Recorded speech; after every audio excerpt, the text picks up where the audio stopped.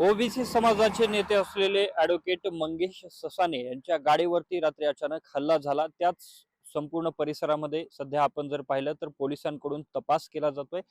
Hotel चालकांना आणि या स्थानिक परिसरात असलेल्या लोकांची देखील या ठिकाणी चौकशी केली जाते। त्यांच्याकडून चौकशीतून काही माहिती समोर येते का हे या ठिकाणी पोलिसांकडून तपासलं जात आहे। आपण जर सध्या पाहिलं तर या दिशेला आपण जर पाहिलं तर हा माजलगावकडून येणारा रस्ता आहे।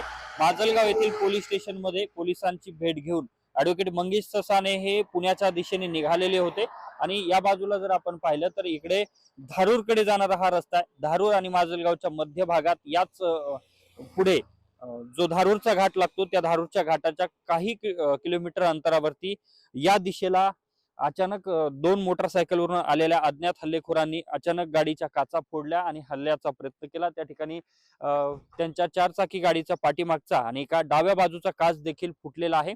सध्या जर या संपूर्ण परिसरामध्ये पाहिलं तर धारूर पोलीस स्टेशन मध्ये गुन्हा दाखल झाल्याच्या नंतर आता पोलिसांकडून तपासाला सुरुवात करण्यात आलेली आहे।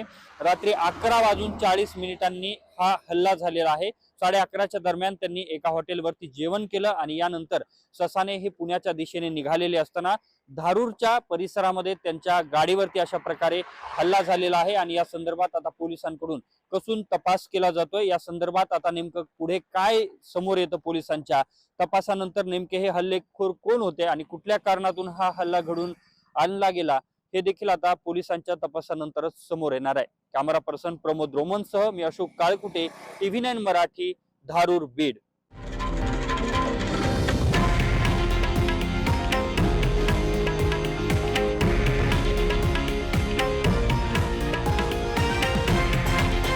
हे आहे देशातील नंबर 1 न्यूज नेटवर्क आणि आपण पाहत आहात TV9 मराठी, एकमेव।